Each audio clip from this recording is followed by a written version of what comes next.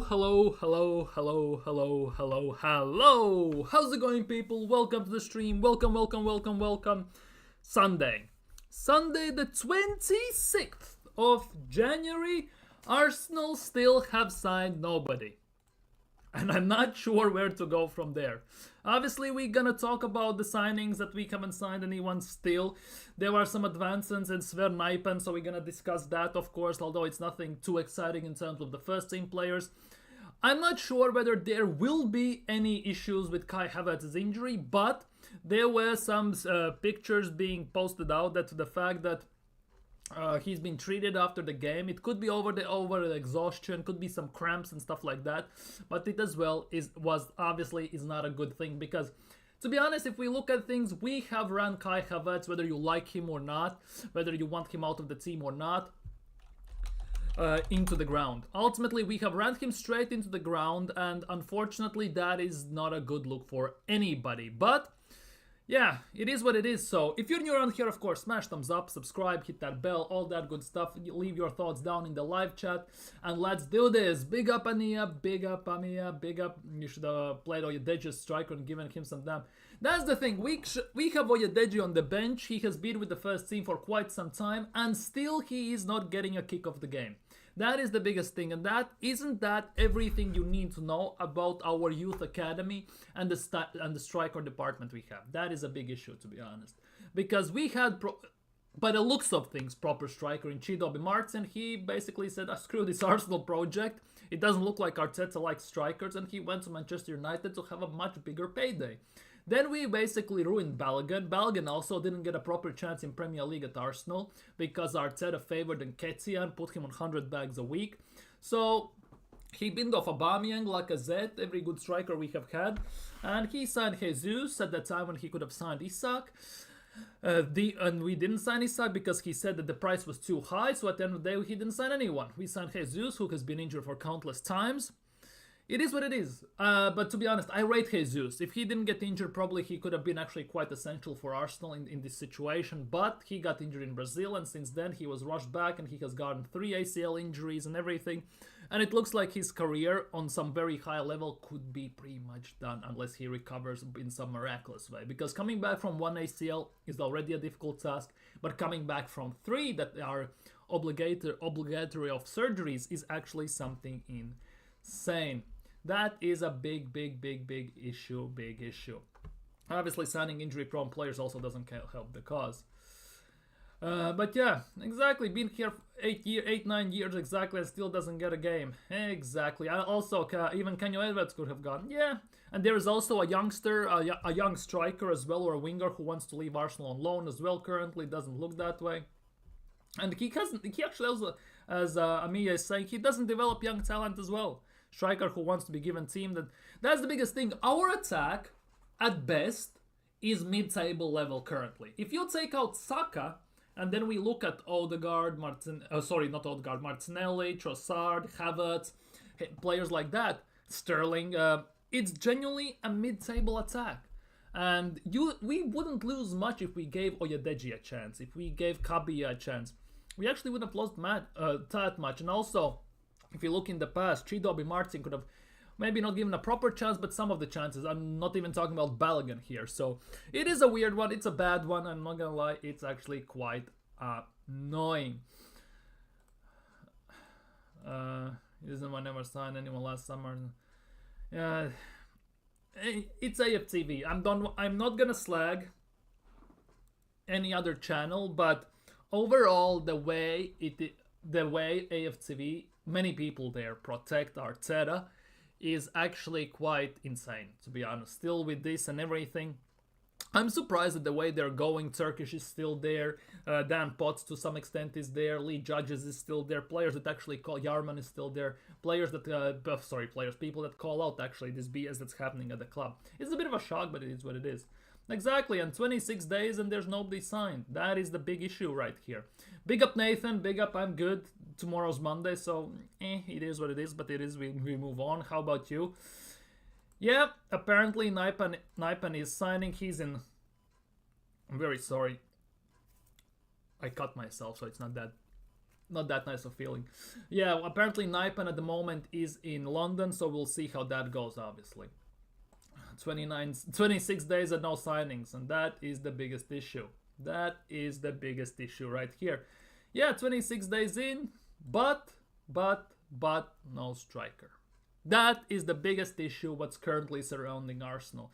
We are signing everyone in the world besides a striker, and that is a big issue. Hey, if CV makes 100 transfer bids and we end up with no one, that's about how it goes. That's the same as transfer window in general. If we are linked with 120 people, and we basically at best sign 1 or 2 of them. That was like in summer, we were linked with 134 players and we signed 2 of them. But to be honest, transfer videos are not meant to be in a way that the deal is confirmed. Arteta has signed, Arsenal have signed. It's just basically to keep up to date and give your own opinion. Obviously, some people on this platform push the narrative that it's a done deal. Everything's signed, personal terms agreed, and everything when it's not has not happened. It's a bit different thing. It's a clickbait, obviously, but I guess it is what it is. People do what the people do. Arteta is gonna have to manage his way out of this mess he created. Yeah, he has made his bed, and ultimately right now he has to lie in it. We'll see what's gonna happen. We will see what's gonna happen.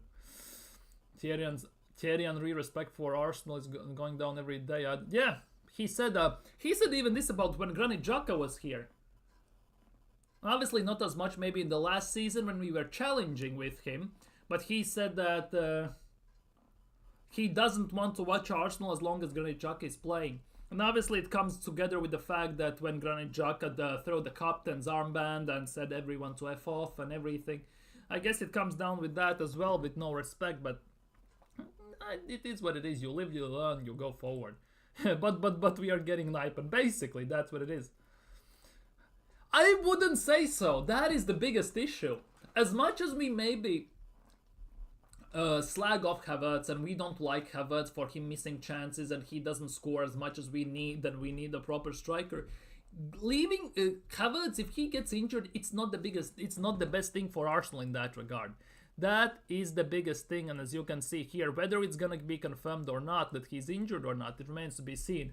He received treatment after full time, after Arsenal beat Wolves. Whether that's just an injury or just a cramp remains to be seen.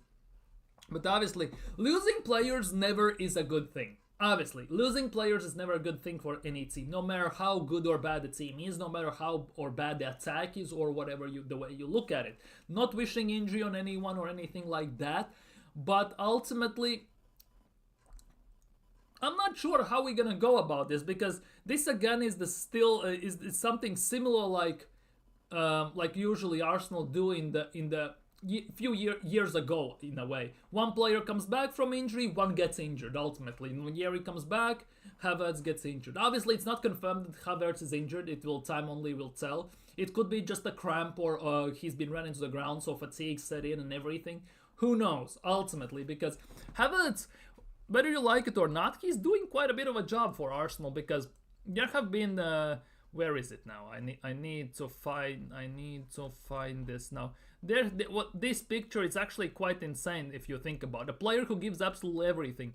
And whether you like Havertz or not, and that he's a space invader, he's moving across the pitch too much, a lot. The distance covered in the Premier League in kilometers is 123 kilometers. Same as Bruno Guimaraes, who is an actual midfielder. So basically, he covers more ground than anyone else. In a way, it's weird, it's bad, because he has been run into the ground and now we see the leg cramp, potential injury concerns, and everything. But at the same time, it's very good. Arteta has built his team in a way that everyone does everything in a way. Everyone together pushes forward, everyone pushes back. And Havertz in that regard is very essential the way we play. Whether you like it or not, if you think about it, we had Jesus, he was pressing like no tomorrow. Havertz is up front, he's doing this like no tomorrow. And Nketiah even was up front and he's doing this like no tomorrow. You can even look at Martinelli on that left or right side. He basically, he's up top on the right wing near the goal line. Then you blink twice and he's already at right back half the time to defend. And Arteta has built his team and that is his system. Obviously, Havertz is kind of his golden child in that regard. But if you look surrounding him, Bruno Guimaraes is a midfielder. Lewis Cook is a midfielder. Kulusevski is a winger, so that but he plays sometimes in midfield for Spurs. By the way, Spurs lost today to Leicester at home. Lol.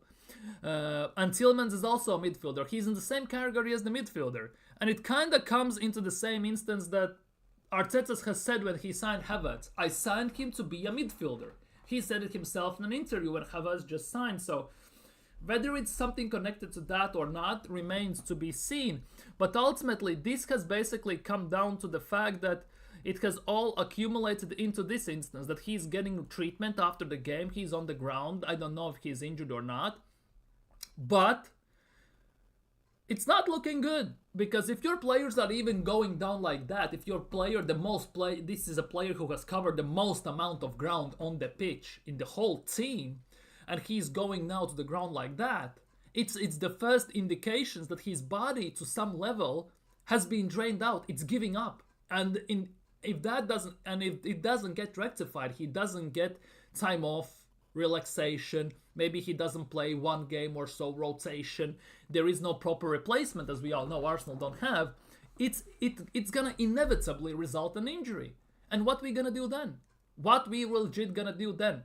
Because then we will be forced to play Sterling. Obviously, he is basically as useful as a wet towel. So I guess it is what it is, and then Arteta maybe could put Martinelli through the middle. But then again, we have no options on the bench. Oyedeji will play there or what? We actually don't know these things, and this is the biggest issue right now with Arsenal. This is the biggest issue. We can play Martinelli up, that could be the case. But that again comes with the fact that we have nobody off the bench. Maybe then Arteta actually to some extent would be forced to play Oyedeji, to play Kabia, because we don't have attacking substitutions. It's bad enough that we basically sub on the left wing, Tierney, who puts in brilliant crosses. You just don't have anyone at the end of it, and because we don't have replacements. But what we gonna do now? We gonna put Kivior at striker? We gonna put, I don't know, who else is there on the bench sometimes? Zinchenko at striker? What we gonna do then? If he actually goes down and we don't have a proper rotation in place, that is the biggest issue. Havertz should get more respect. He played all this season with no rest. Yeah, that is the biggest thing. That is the biggest thing. Havertz has played almost every single game, bell to bell almost. He's doing similarly what Granit Xhaka did.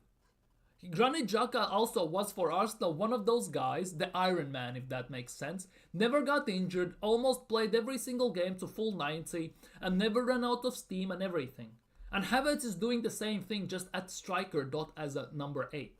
And obviously Granit Xhaka didn't get his flowers until the last season, when we saw that he was quite essential the way we were playing. But ultimately, it's not a good thing.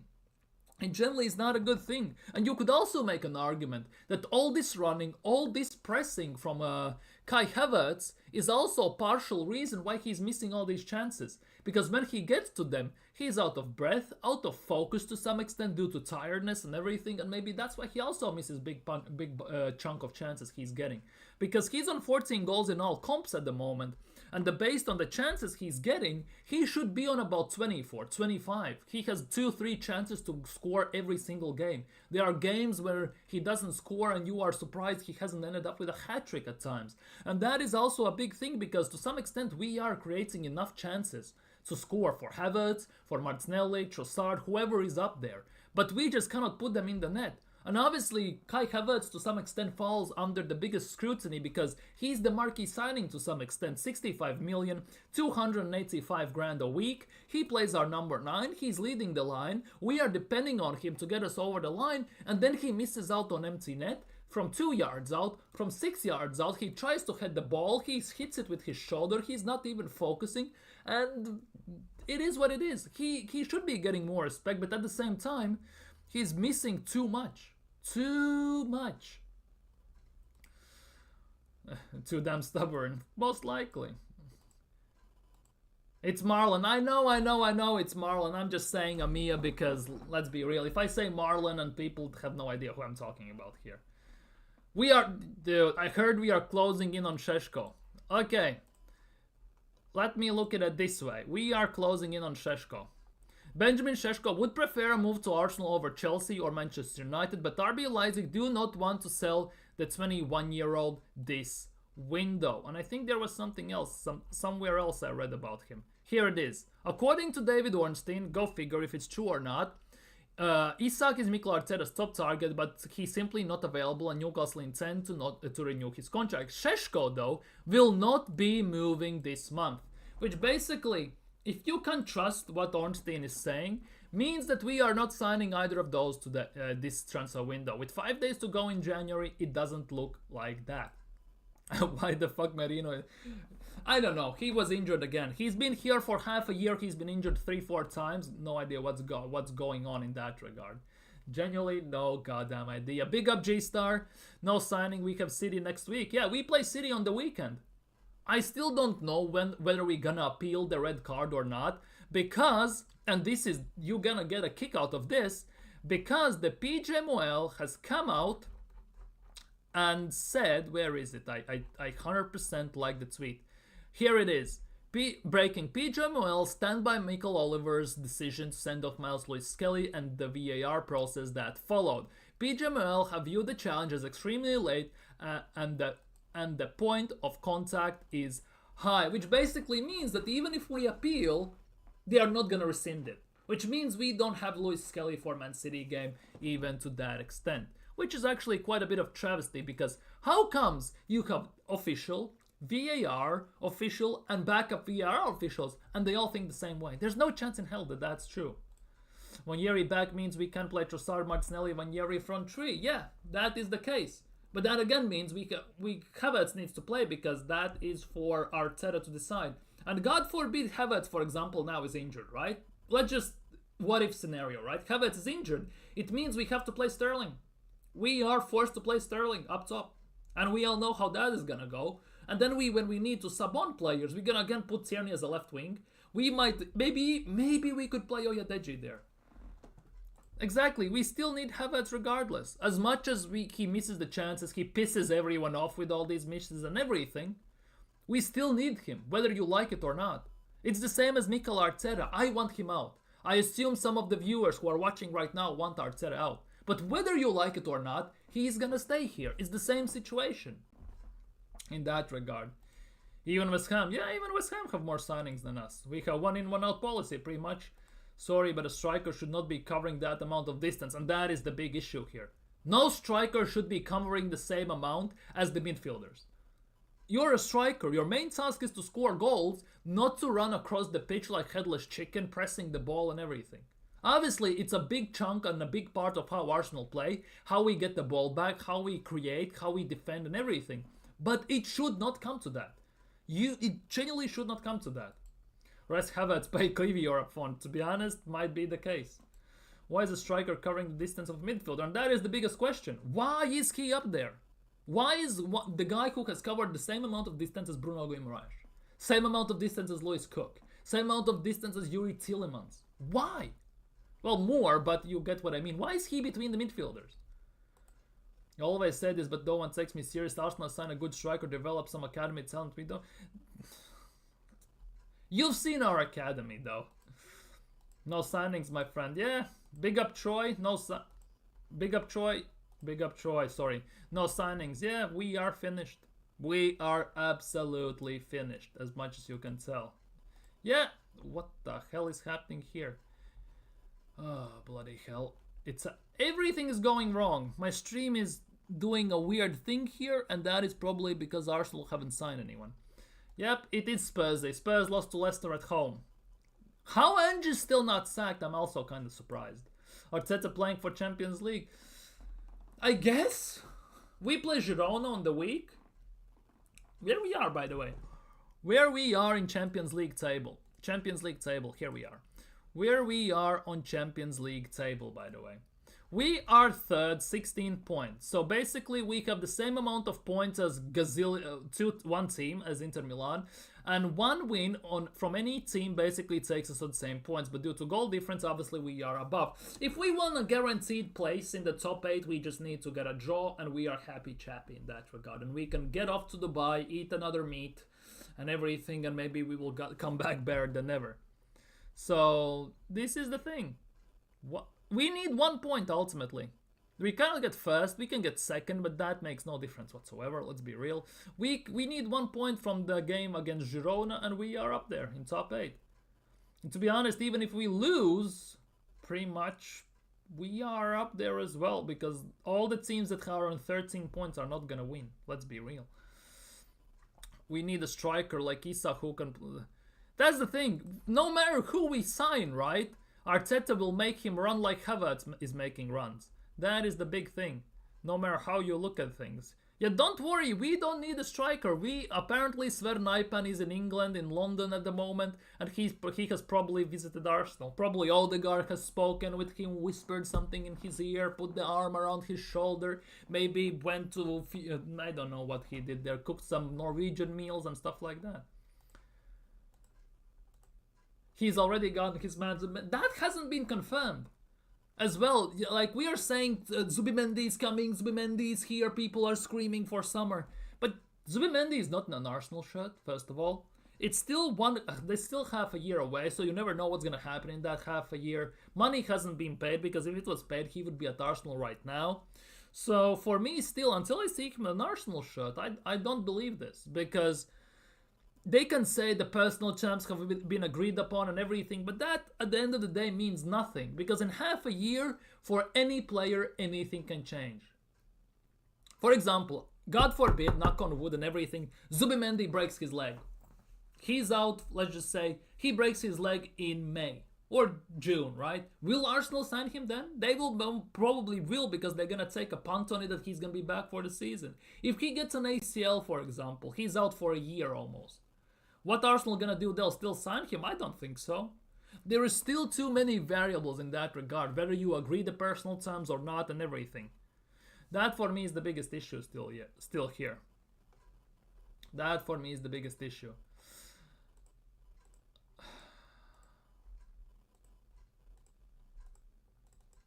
Hey, hello. I hate this. Hey, it's not working. Okay, I don't know why, but my live chat is broken. I cannot put up names. I hate this. I genuinely hate this. What is happening today? Have the Top Gooners hacked me or something, or what? Have the Top Gooners hacked me or something? I cannot open the chat. What the hell is happening here? Top Gooners have hacked me, probably.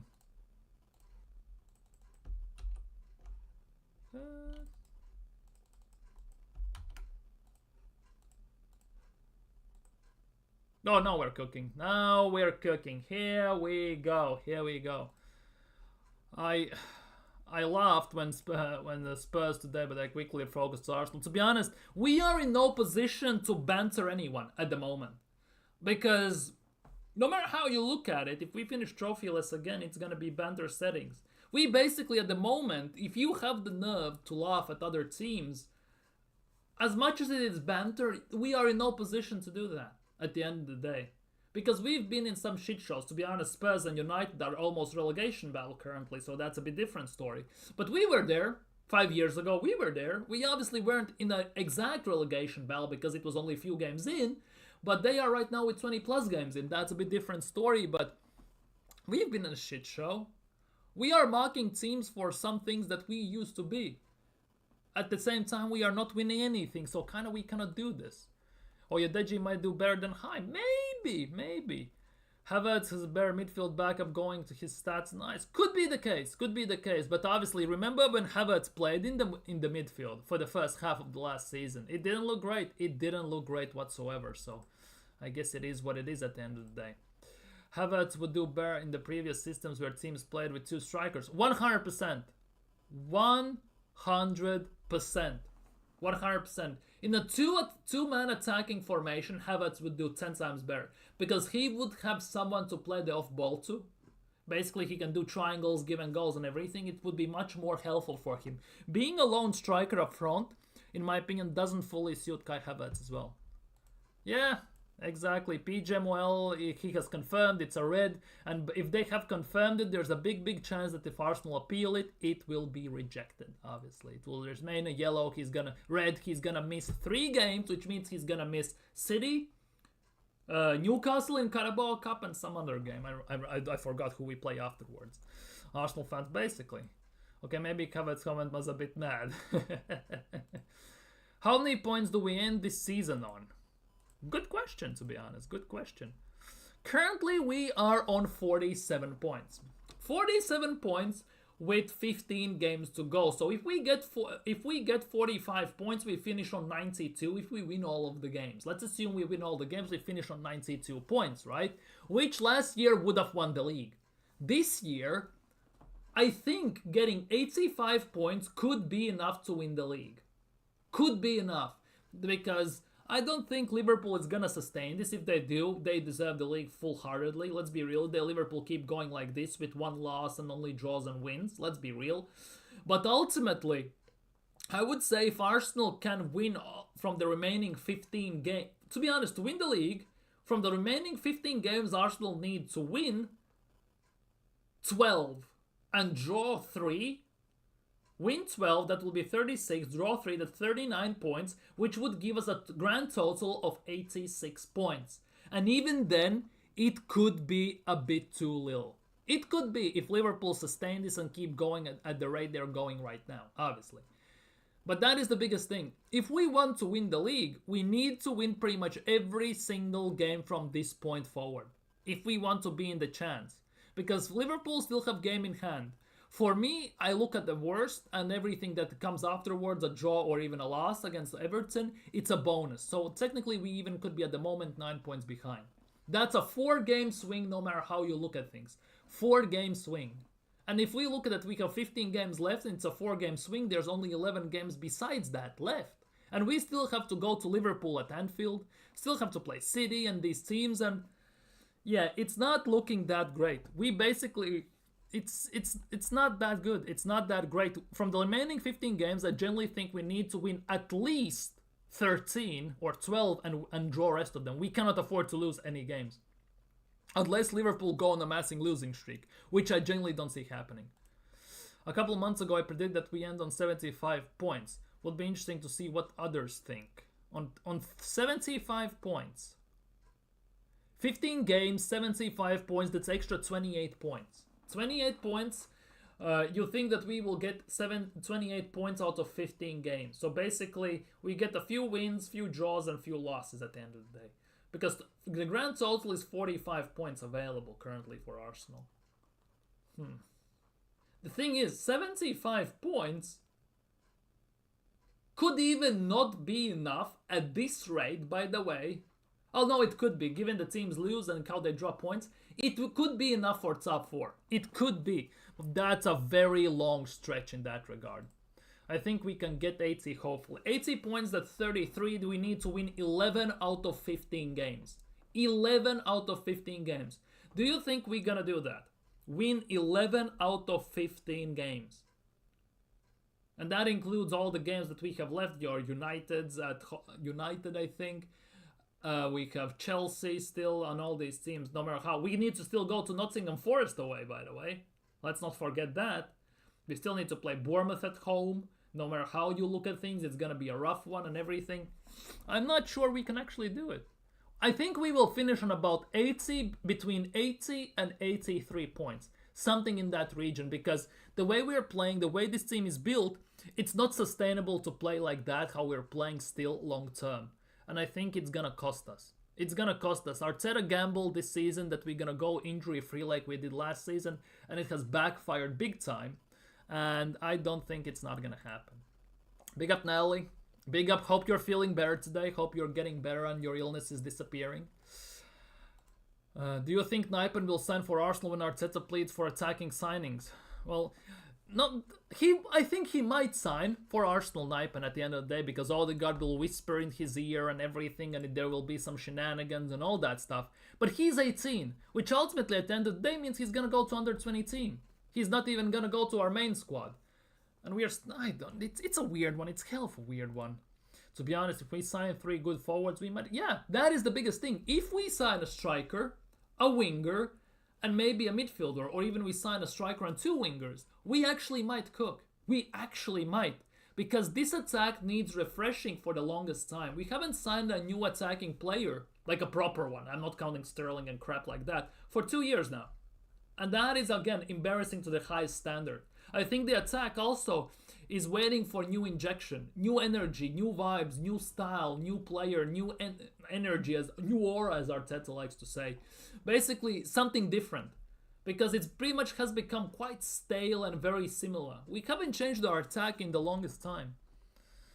I'm considering revising it to 78, 79 points, but yeah, injuries will play a big of a role. I think one of the biggest roles that will play is Bukayo Saka when he comes back, and if he comes back. Because for me, Bukayo Saka is out till April. Mid-March, April. Something like that, in my opinion. So it could be very, very dependent on what happens with Bukayo Saka. I think on that rides every single thing for Arsenal's season. And that also is only granted if our other guys don't get injured, like Partey, Rice, Saliba, Gabriel, if they don't get injured. 1 week transfer window, don't even. It's already depressing as it is. That layoff to Rice in the Dynamo game reminded me of a goal from the old days. That was actually a nice goal. But it's a shame we can do it against Dinamo Zagreb only. It's like we cannot do this against other teams. We don't see it too often. We must assume... Yeah, that is the biggest thing. We are 6 points behind Liverpool. They have game in hand. You have to assume the worst that they're going to beat Everton. Because everything afterwards is a massive win. If they get a draw, if they draw points in any given way. They draw or they lose. It's a win for Arsenal. But looking how Liverpool are playing this season and how when even they're not playing the best football, they're still getting results. You have to assume that it's a 9-pointer either way, and it's a 4-game swing at the end of the day. You have to expect the worst. Look for the best, but expect the worst. And that means that Arsenal needs to win almost every single game it's presented to them. Basically.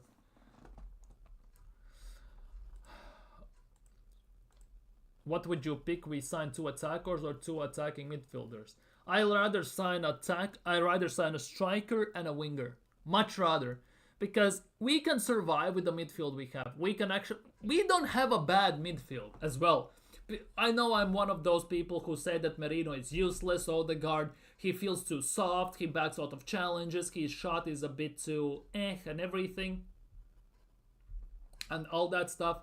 But at the same time, if you look at our midfield, Partey, Rice, even Jorginho to some extent, Odegaard, you want to include Merino, you're not, it's up to you.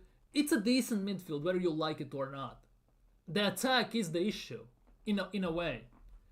Because we like to talk about Odegaard, that he doesn't create. He has created about 35, 36 big chances this season, and we have scored only 2 of those. Which ultimately, to some extent, means that our attack is letting him down as well. And in that regard, if we look at things, we need a striker who Odegaard can feed the ball to, and we need a winger that can also create besides Bukayo Saka. Because we have seen when Odegaard was out and Saka was still playing, we looked somewhat decent in the attack still. As soon as Saka went down, Odegaard came back, our attack has disappeared. And that is basically credit to Bukayo Saka, the player he has become. Saka without Odegaard can carry this team still. Odegaard without Saka cannot. I'm going to Anfield is actually good though. It gives us a chance to make the gap 6. Yeah, the issue with this is we go to Anfield in game week 36. So basically, by then, either league will be already decided, or it will be arguably the most important game in Arsenal's season to date. At that time, right? And we all know how well Arsenal perform under pressure. That is for me the biggest thing. That for me is the biggest issue. Whenever we needed a big win out of some sort of a game, we always have come up short. Olympiacos, Monaco, Sporting Lisbon in Europa League, Villarreal at home, Spurs, 4 years ago, the top 4 against Spurs, the game against Aston Villa, Fulham's, Southampton's and teams like that. That is a big issue for me, still. We still, when we have been under massive pressure, we still always have not been able to perform, and that for me is a big doubt. That's why it could be a big thing. But also, it's game week 36 when we go to Anfield. And if we make gap to 6 points only then, it's irrelevant. Just solely because of goal difference. Liverpool already has a plus 10 on Arsenal in goal difference. So that also comes a bit of a moot point. If we go to Anfield, we need to be, at worst, 3 points behind. At best, we are ahead, and obviously, if it's a mediocre result, we are at drawing points at the same points. That is the big issue. But it's all what ifs. Game week 36 is 13 weeks away. We will have to wait and see by then. Although I think Anfield game is either the third or second to last game. Yeah, that is the biggest thing. It's game week 36 when we go to Anfield. So it's basically, it's not that big good thing in that regard. Skelly cannot play Manchester City, Newcastle, Leicester City. Hopefully, well, Leicester City is not a big deal. Newcastle, in my opinion, given that in the last 2 years we have only had one shot on target at St. James Park, is also not a big deal because in my eyes we are already out in Carabao Cup, losing 2-0 at the Emirates, by the way. We need to win 3-0 there, so, and at worst 2-0, and we go to penalties, and we need to win on penalties then. That is at worst. I think that is also done. And Man City is the biggest thing. City are 6 points behind us currently. 6 points. Only 6 points. City are having the worst season in last decade, arguably, and they're only 6 points behind us. Which at the end of the day means that if they win, they're only 3 points behind us, and basically they are in full-on top 4 battle. They are right now. And if you had to put money on Arsenal or Liverpool, Arsenal or City to capitalize, let's just say City wins, they're only 3 points behind us. City still have to play Liverpool, and if they beat them, they're on the same points. They're on the same distance as Arsenal behind. So definitely that could also play a cruel trick, because City is still a mystery. They are shaky at the back, yes, in the attack. They are still a 50-50 at times, but they gonna get it together. They still have a week to sign one more player they desire. So I think they're gonna do the right thing. Whether they deem it necessary to sign or not remains to be seen. But for me, if you ask me, yeah, it could be a rough one if we lose to City in that regard. Our run is not that difficult this time. Sadly, though, we will be likely too far off the pace. And that is the biggest issue. That is the biggest issue for Arsenal. Because if you look at Arsenal's matches in general, this is what is coming up. Girona during the week, then we play City, then we play Newcastle. Then we have a 10-day break where we most likely is gonna go to Dubai. Then we have Leicester, West Ham at home, Forest away. And this is the big thing. We have United at Old Trafford, where we don't perform as good as we would like to. Then we have to go to... then we host Chelsea, although we did well last year. Then we have Fulham at home. Remember, last year, Fulham at home. And it's April 1st as well. April 1st we play against them. As mad as it sounds.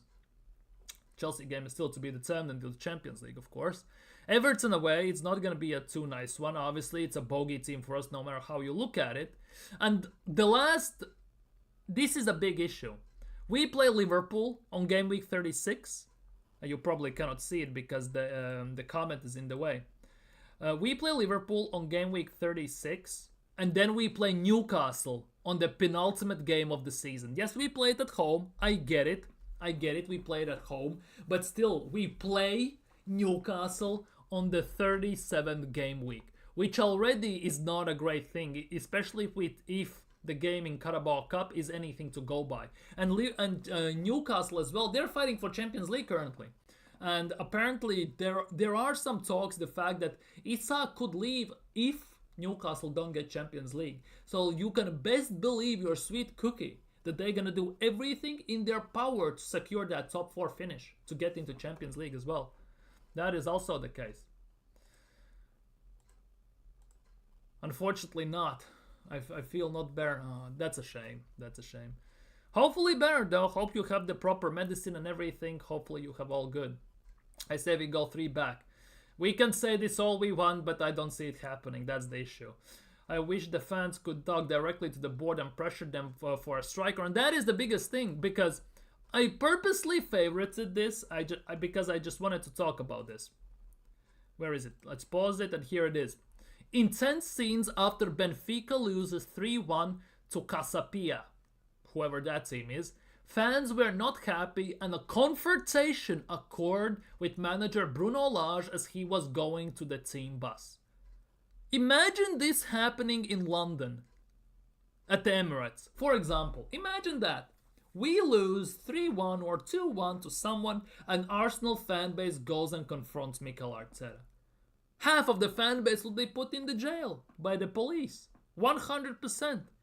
That's the biggest thing. In these clubs, in Spain, in Portugal, in Italy, in France, there is accountability from the fans to the club and everything. Here in England, well, not here, I can't say here because I'm not from England, but in England, players and the managers and everyone gets protected like I don't know what is what. Genuinely don't know what is what. That is the biggest thing here. Imagine Gyökeres on a deadline day like we signed Thomas Partey. Just imagine that. We need someone who can play right wing, left wing. Yeah, we need a full attacking three pretty much. I want Osimhen, Nypan almost confirmed, so I want Lookman, Osimhen now or Šeško. Šeško is the summer. Osimhen, God knows what's going to happen with him. For God's sakes, play Salah, Kabia, Zem, Loners, Josh Nichols, Odejan. That's the thing. We could give them some minutes. There are games when we could, we just haven't. And that is also a big drawback to everything. He better rotate the whole team versus Girona. Can't risk it before City. And that is the thing. You know what's funny about this, Nathan? You'd say he better rotate the whole team. We have nobody to rotate with. That is the biggest issue here. Imagine we go into Girona game, starting 11 for Arsenal. Kabia, Sterling, Oyedeji, Merino, Jorginho, and for God's sakes, Odegaard, for example. Who knows? Or Vanieri, right? Left back, Zinchenko. Center backs, Nichols and Kivior. In goal, Neto or Porter or someone like that. And as a right back, we play, I don't know, someone else. Just imagine that he will never do that. He did that against PSV, something like that. We had Cedric Suarez and stuff like that. I remember we got a draw there. We need to get a draw. I think we could. I think we can rotate a bit because we have players to rotate in some areas, but we just cannot rotate everyone. Some of the main guys, I totally agree. Genuinely give them rest, especially before City game. For example, Gabriel and Saliba definitely could get a rest before the Haaland game. 100%. Marmoush, Haaland, Foden. Foden is picking up form as well. It could be a bit of a rough one. I like how Dynamo player studs Gabriel in his D and doesn't he? Yeah. Why? Newcastle at home should be... Newcastle at home should be a win. Remember Carabao Cup? Oh, Newcastle at home. We usually do well against them at home. Bang. 2-0 Newcastle win and we are pretty much out of Carabao Cup.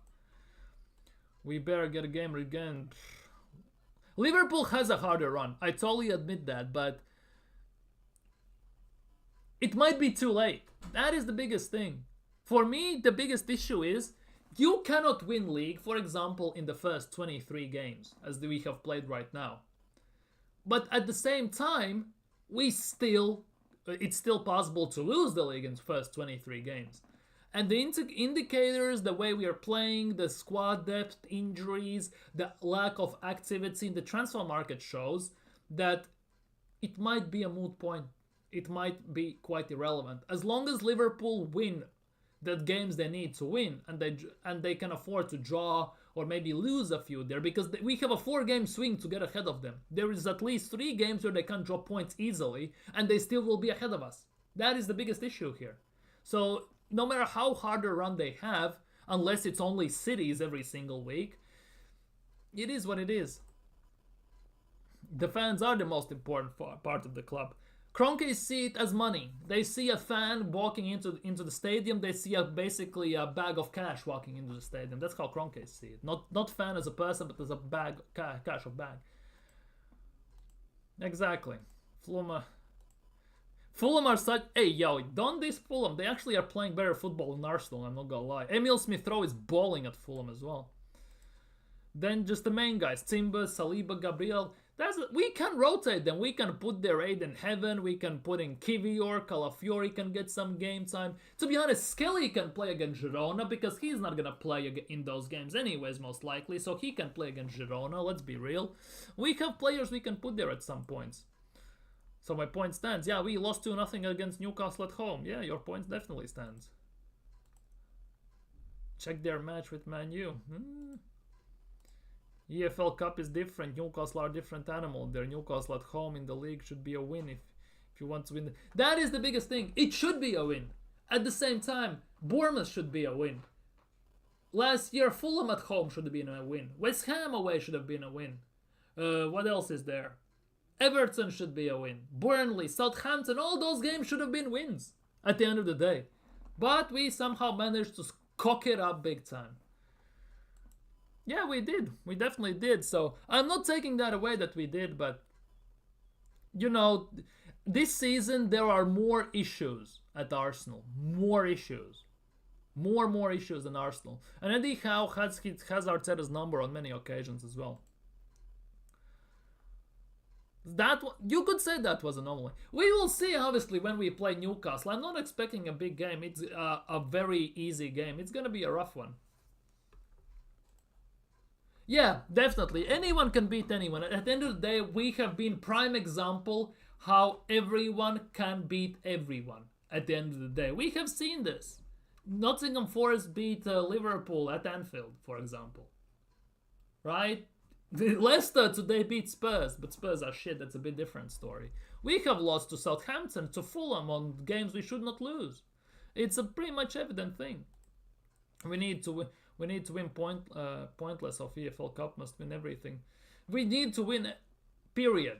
The thing is, in EFL Cup, we need to win 2-0 at least, to get at least to extra time and penalties. That is the biggest issue here, because we lost 2-0 at home. That is the biggest issue in all of these things. I forgot about the Everton game. Ashley, old man of the match. Yeah. We still have to play them, Moise and everything. Bournemouth destroyed Forest 5-0. That is actually kind of nuts. I was watching that game. Kluivert is on fire in the recent weeks as well. He's kind of nuts one. It's definitely kind of a nuts one. Anyways, what else we have for today? I've actually caught up. Let's look at some actual... Oh, by the way. Dani Ceballos this season for Real Madrid. This season for Real Madrid, Dani Ceballos. 7-0, 8.9, 7 point... This is his match ratings for Real Madrid. Dani Ceballos has won more trophies than anyone at Arsenal combined. That is the mad part. But I basically favorite it just because.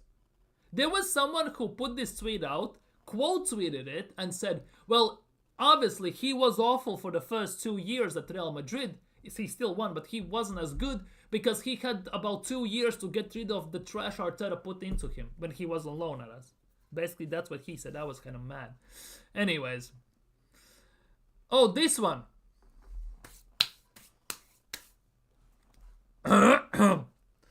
Arsenal Managing Director Richard Garlick and Executive Vice Chair Tim Lewis in attendance as Arsenal beat Wolves. Woohoo! As Arsenal beat Wolves. Woohoo! What a freaking that was. Yeah, we have it. We have a sporting director. Oh, G-Star doesn't know. Really? Really? You don't know? Trust in Ato, as Nathan is saying. Who? Basically, while Edu resigned and he's on sabbatical or whatever it's called these days, his assistant, basically, Edu's notepad, if you will, Jason Ato has become Arsenal sporting director until they find a proper replacement. I assume by summer. It looks that way at least because there are no rush replacing him. The issue about this is we don't have a sporting director, so we don't know how these negotiations now are happening. On top of that, there are rumors that Arsenal are so impressed with what Ato has done at Arsenal so far that they are thinking about making him permanent sporting director at Arsenal. Permanent sporting director. He hasn't signed anyone yet. Like, seriously, what has he done at Arsenal to deserve this promotion? Scooping wins poop off the pitch or what? Fulham play Traore, who isn't a footballer. He should be in the... Dude, you play what you play. You get what you get and you don't get upset. Rangers is very good. Yeah, I like Rangers. Fulham are 10, so all that nice foreplay football is real. For Fulham, that is good. I'm not gonna lie, whether you like it or not. The thing is, many teams play better football than Arsenal. We just have better players. I would be... Sometimes, you know, when I sit and think about how Arsenal play football, how other teams play football, compare those things, sometimes I kind of sit here and think, how would, for example, like Marco Silva, yeah, Fulham manager and everything, would do if he had the defense that Arsenal has, for example, the midfield improvements that Arsenal can provide, the money that Arsenal has, what could he do with Fulham? Sometimes I just sit there and wonder, because we all say that Arsenal have spent this money and now we're playing shit football, right? We are looking at other teams. Bournemouth are playing very good football. Iraola has generally done a madness there. Marco Silva is playing decent football. Nottingham Forest, yes, recently they have fallen off, but ultimately Santo has doing a quite good job. And then I just sit there and think, what if those guys had the funds that Arsenal have? What if those guys had the players Arsenal have, for example? How that would look like?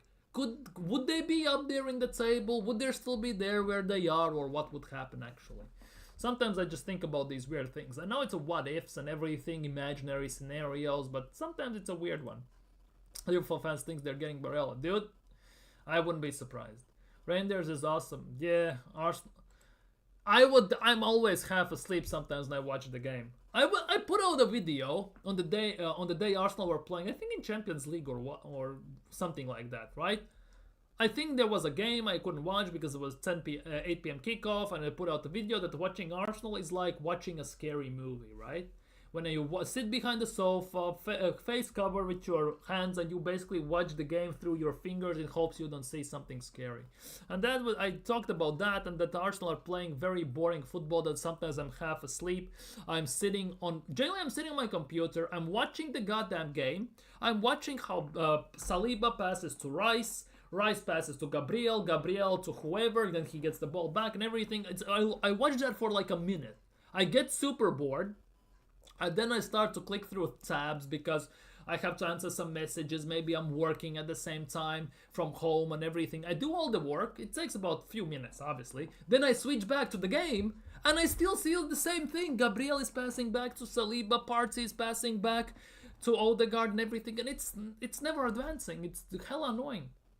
I think he wouldn't do much better than Teta. We need a high... That's the biggest thing. Ultimately, it kind of feels that way. That no matter at the moment... We could get in Marco Silva, but Marco Silva would get us where Mikel Arteta has, for example. Espirito Santo, maybe over the line, who knows. But we need a winning manager that gets us over the line. It actually annoys me. Exactly, Borefest, it's a snore fest at the end of the day.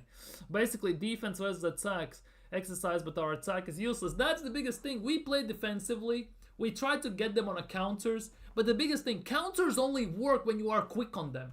Yet we are not quick on counters. We have mid-counter attack, we stop and pass the ball back and recycle the ball, giving the chance for defense to set up. And by the time we actually go into their final third, there is no gaps for us to make the runs and make the passes. There's no chance for us taking anyone on one-on-one, because then two other defenders just lock on as well.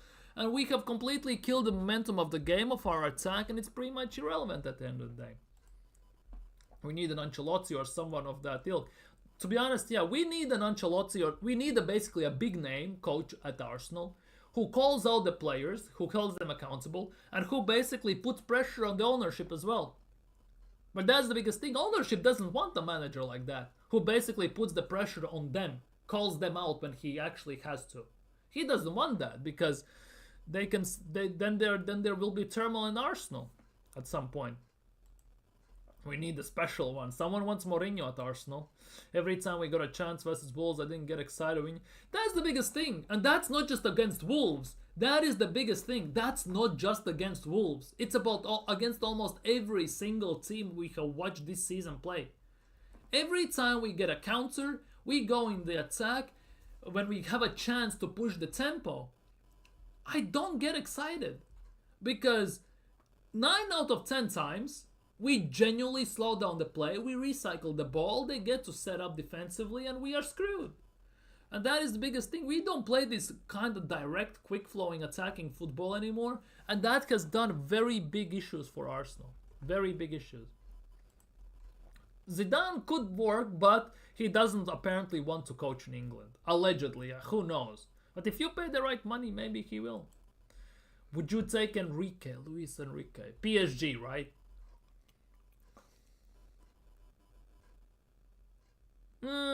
Depends.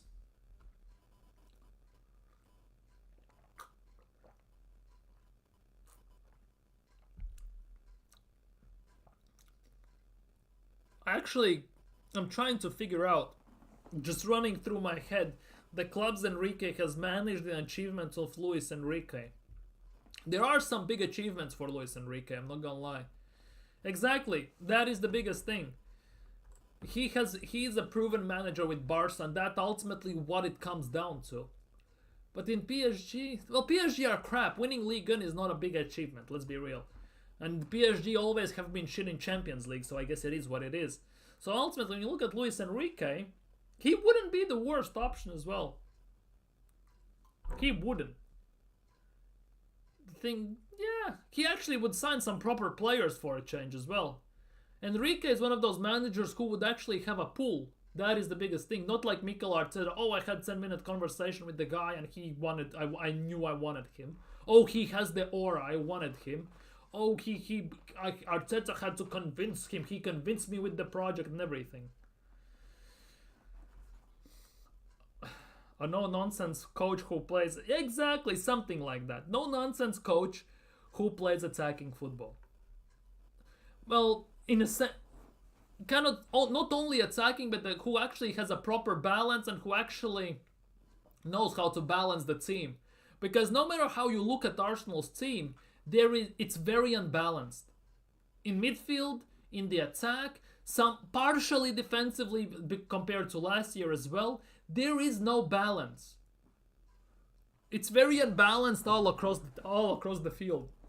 And that is also a big issue why Arsenal are struggling at times. It's very unbalanced. Yeah, exactly. Plus we need a manager who players would respect. We need someone who can handle big egos, so that means we could actually get some bigger players. Because it's inevitable that when you sign a big player, he will come with an ego, no matter how you look at things. Genuinely. If you want some of the best players on the planet Earth, they will come with egos. You will have to pay the price of that as well. And I think that is a big partial reason why Arteta hasn't signed anyone. We got promised that by Kroenkes in 2018. We got promised that in 2006 when we moved into Emirates. We got all promised that. And to be honest, only manager who can manage these egos was Arsene Wenger because he was respected all across the footballing world. Ultimately. He could manage Ozil, he knew how to deal with him, with Aubameyang, with Alexis, with Van Persie, and everything. Van Persie leaving was basically because of Kroenkes at the end of the day. Same goes for Cesc Fabregas. It wasn't due to the fact that Arsene couldn't manage them. And he has been the only manager who can manage big egos at the end of the day. We needed that type of manager who basically can go into the transfer market and say, I want him. I don't care. For God's sakes, random player. Give me. Lautaro Martinez. I don't want him. I wouldn't be the worst one now looking at things. But for example, Lautaro Martinez. He has an ego. Let's be real. Ivan Toney. He has an ego. Mbappe. He has an ego. No players, the big names in the footballing world in all the positions. We need someone who can basically pull that player to Arsenal and basically put him in the cage. Who can shut him down when he tries to pipe up at the same time. But at the same time, who knows how to channel that arrogance, that ego he has on the pitch in the right way to get us over the line. Like Alexis Sanchez. He wasn't very cocky, you could say. At the same time, he had a big ego. Yes, he was on the face value, he was very nice and everything, but on the pitch, he had a big ego. You could see that. Yet at the same time, he could back that ego with his abilities, with his potential, skills, dribbling, goal scoring, and everything he had. Because he single-handedly, how many games got Arsenal over the line? How many times we relied on him, just like we did on Aubameyang and everyone else. We need those players in Arsenal, and so far, all we have are fairies in the team. All tooth fairies. It's like Beauty and the Beast, right? We only have the beauty. We have no beasts in the team at the end of the day. Only beauties. And that's the biggest issue at Arsenal, to some extent as well. One of the biggest issues. Yeah, Kluivert, he's balling recently. Yeah, Enrique could be. You guys are talking facts, but Arteta won't want to let these take the job he works. Yeah, that's the big. At the end of the day, to be honest, it's not about Arteta anymore. If Cronkies want Arteta gone, they can easily make it happen, right? Pay him the money and he's gone. 45 million, or in summer 30, and everything. You're bye, see ya, don't come back at the end of the day. But two things. Do I trust Cronkies that they will hire a proper manager? Because when we signed Emery, Ancelotti was available. When we signed Arteta, Ancelotti also was available. None of those times we signed Ancelotti, right? At the same time, do you think the new manager, if they sign a proper name, Diego Simeone, Filippo Inzaghi, Ancelotti, Zidane, Luis Enrique, name all those big names, right? Do you think they will protect Cronkies like Arteta is doing? Saying that they are the best ownership they ever played upon. They're always in contact. He fully trusts them. They are the best ones in the business. They won't. They will call them out at the end of the day. Wenger was elite manager, and so he commanded respect. Exactly. He commanded respect, and everyone gave him that. That is the biggest thing. Why I miss Wenger so much. Why we let him go? Like, it was time for him to go. Let's be real. Let's not beat around the bush here. He should have left when we won the FA Cup against Wigan. I think it was 2014, 2015. My memory might be deceiving me here. He left basically 3 years too late. Basically, when the club was in the turmoil, when everyone was punching up each other in the stadium, when performances started to dip, everything was in a disarray, banners were coming out, planes were flying over Emirates and everything, basically. That's when he left a bit too late. Everyone was calling for him out, and basically Kroenke is obliged. That for me is the biggest thing. It was time for him to go. It's just a shame he had to leave the way he did at the end of the day. But we had to find a proper replacement, and that is also has never happened at Arsenal. If he has his team, we would be winning. If Wenger was managing this team with Saka, Odegaard, with these guys, we would have won the league easily. Easily, we would have won the league. The way he would give the freedom for Bukayo Saka like he did with Alexis Sanchez, the way he would give the freedom to Odegaard like he did with Özil, and everything, the flotation, free roam type of interchange and overlapping with the crosses and quick tiki-taka passing. And on top of that, he actually would have better defenders and he wouldn't have to worry so much for defending. It would be just a spectacle to watch every single game, without shadow of a doubt, in my opinion. We need a striker like Diego Costa. Well, we need a bad man up top, 100%. They scared Arteta and UCL money. Exactly. The thing is, if Arteta doesn't get UCL, sorry, my camera is doing a bit of a madness. If Arteta doesn't get UCL, will they sack him? That is the biggest question right now as well. Conte wouldn't last a month. Oh, dude, he would call out everyone. He would call out Win the Dog for leaving too much poop in the training pitch as well. Oh, prime Zlatan at our... We almost got Zlatan. Just imagine that players we almost got but didn't. Benzema, Ronaldo, Suarez, Zlatan, Messi as well, I think, to some extent. We almost got all of those players who afterwards turned out to be some of the best players in the world football has ever seen to some extent. We almost got all of them. Wenger couldn't leave due to the stadium debt payments. Bank wouldn't lend money to the club unless Wenger was the manager. The biggest thing is about this. Yeah, I know.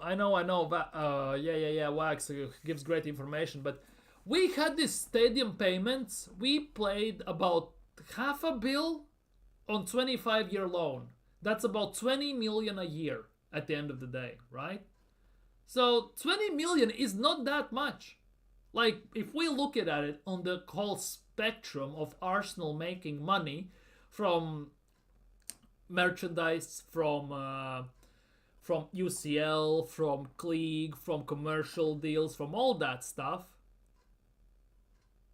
like, it's not that big of a deal overall looking at things. 20 million a year on 25-year deal, it's not that big of a deal. So there is definitely something there. I'm not saying per se that Wenger didn't want to spend money, but there's something to that definitely was. Who cares? We need signings. They would let... Basically, by the way, you know us talking about Wenger and all these players almost signed and the teams we used to have, right? We have become Liverpool. Because Liverpool under Rafa Benitez and everyone else and all these managers were, this year is our year. This year we're gonna win the league. And during the season when they fall short, finish in top 4 like under Brendan Rodgers, finish second and all that stuff, they always reminisce about the times 2005 Istanbul Champions League and stuff like that, right? That's what we are doing right now. We made mock of Liverpool for doing that. Fast forward like 9 years and we're doing the same bloody thing. We are reminiscing about the good players we had, the times we were winning the league, the times we were winning the cups and everything. We are doing the same thing. That's the biggest that's just insane. That Arsenal almost 11 is world class fire, definitely. Imagine if we signed Bellingham when he could have signed like Poch at Spurs. Yeah, Poch as well. Yeah, Neshko Williams. By the way, let's look at this while I'm still here, because the time for me to go is kind of very quickly closing in. According to El Nacional, Arsenal are willing to pay 42 million release clauses for Nico Williams. That's from Athletic. Whether that's for summer or now remains to be seen, but apparently that is... Wait, fuck's sake, press the wrong button. That is the case. And the other one is Arsenal have made Mateusz Cunha their top target for the January window. That's according to UOL. No idea who that is. Sounds like alien, but we roll with the flow, I guess, in this instance. That's just a random rumor. Big up BBK, big up my guy. I'd be shocked if we sign anyone, bro. We are not a serious club, and that is the biggest thing. 5 days left in January. We have not put a bid for anyone yet. Only way I can see us signing anyone, is if we get a loan from outside the Premier League. Because we cannot sign anyone on loan from Premier League, which is kind of nice because we don't get Rashford, let's be real. Although we are stuck with Sterling and Neto. So it's a double-edged sword. But yeah, we can only unless we sign, pay big money and we sign, we can pay release clauses for Gyökeres to get him now. Imagine on 31st of January and Arsenal pay Gyökeres' release clauses like we did for Thomas Partey on August 31st. Imagine that for a change. Imagine. That would genuinely get everyone hyped up, I'm not gonna lie. But ultimately, only way I can see us signing anyone currently, with the fact that we haven't put even a bid for anyone and there are no concrete links with anyone, like properly, is a loan from outside the Premier League. Ultimately. So, go figure. Genuinely go figure. Yeah, I saw that Phil Williams thing, it pisses me off. Only 6 working days until transfer window closes, and that is the biggest thing. Less than a week left, and we have done nothing. Wait. Really? Transfer window to 3rd of February. Wait.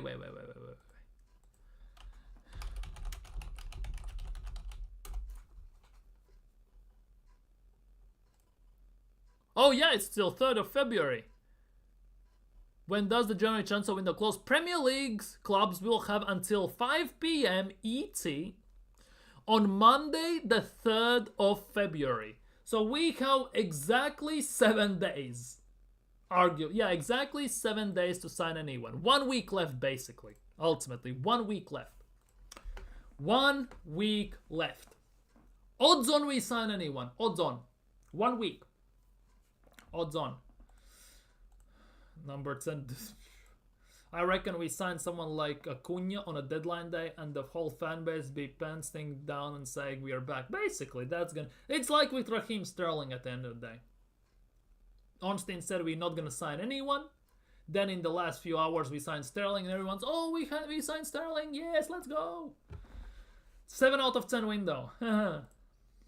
Yeah. 3rd of February, 11 p.m. So 1 a.m. my time. Won't be live then, definitely. I will be live like usually, so actually we might sign someone in the 2 hours I'm not there. We'll see. Not happening. I don't think so as well. And we are not signing 80 million for Cunha. I much rather pay 45 to sack Arteta than sign Cunha for 80. Let's just put it that way. But ultimately, if we are serious, if we are willing to pay 80 million for Mateusz Cunha, I much rather pay 87 for Gyökeres at the end of the day. Rumors and almost confirmed. See, pretty much that's about Arsenal. Linked FC as well. Big up Nathan. Have a great Monday, and let's hope Arsenal do something tomorrow. Ultimately, they'll have to lower that price considerably. Exactly, and they don't. That's the thing. You say they have to if we want to sign, but they cannot. Ultimately, they can also not do that. They are in no need to sell him. They are in relegation battle. They're gonna lose one of their best players, if not the best. They will have less than a week to replace him, which is all obviously will be possible, but not to the same extent. So they don't have to actually sell. Everything depends on Arsenal. If we are putting the money down. But again, if it comes down to 80 million, I much rather sign Gyökeres or, for God's sakes, Nico Williams, Barcola. I'm gonna be honest with you. Someone else. Vlahovic? Nah, Vlahovic. No. Someone else. Not Cunha for 80 million. It's not worth the money. If the player hands a transfer request, there's a slim chance. Everything basically in the last week of transfer window with Arsenal is gonna rely upon what ifs. What ifs? What if he does that? What if we put in bid? What if that happens? What if this doesn't happen? What if they actually grow a brain cell at Arsenal and they actually buy the proper player? All will rely upon all the what ifs in the world imaginable by the looks of things. But yeah, I guess that's gonna conclude today's show. So yeah, if you haven't already, like, subscribe, comment, share, everything. 1 week left in January transfer window. Will we do anything? Will we sign anyone before Manchester City game? That is the big question. Will he play against Manchester City? Because City have Kusanov and they have Marmoush and they have that youngster as well from Brazil at the moment. They have signed 3 players while Ulster have signed none. Looks, and guess where we're sitting in the table, where Arsenal were at table. We should be signing someone to go for the title and we have done fuck all. So I guess it is what it is, but yeah. For today, as I said, that's gonna be it for me. Thank you guys so much for chilling. You have been fan-freaking fantastic. Big up Marlon, Nathan, G-Star, BBK, Pepper, Nally. Big up everyone. Have a great Monday. Enjoy tomorrow. Tomorrow evening, we're back. Hopefully Arsenal have done something by then, or there will be some proper news. Time only will tell. But yeah, for today, take care, stay safe, have a great evening, have a great Monday. Enjoy, and